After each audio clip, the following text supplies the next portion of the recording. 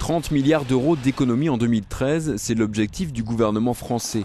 Le président François Hollande présente aujourd'hui son projet de loi de finances, un budget qui marque un effort de rigueur historique en France.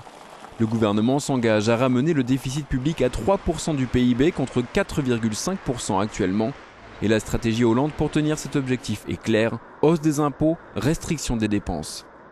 Le retour à l'équilibre budgétaire, c'est la première étape pour un retour de la croissance. Mais la rigueur, c'est une prise de risque pour le gouvernement. Parce qu'il est possible que pendant qu'il essaye de réduire la dette, la croissance continue de chuter. Et si la croissance chute encore, les déficits augmenteront. Et là, le gouvernement ne sera plus capable d'équilibrer ses comptes.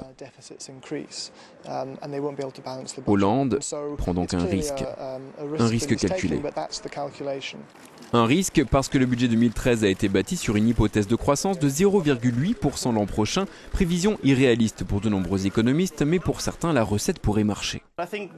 Je pense que les prévisions de croissance du gouvernement français sont très modestes pour 2013.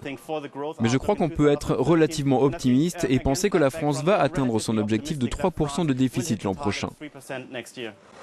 Tous les voyants sont pourtant au rouge. La présentation du budget intervient 2 jours après la publication des chiffres du chômage, des chiffres alarmants. La France compte plus de 3 millions de demandeurs d'emploi, un niveau jamais atteint depuis 1999.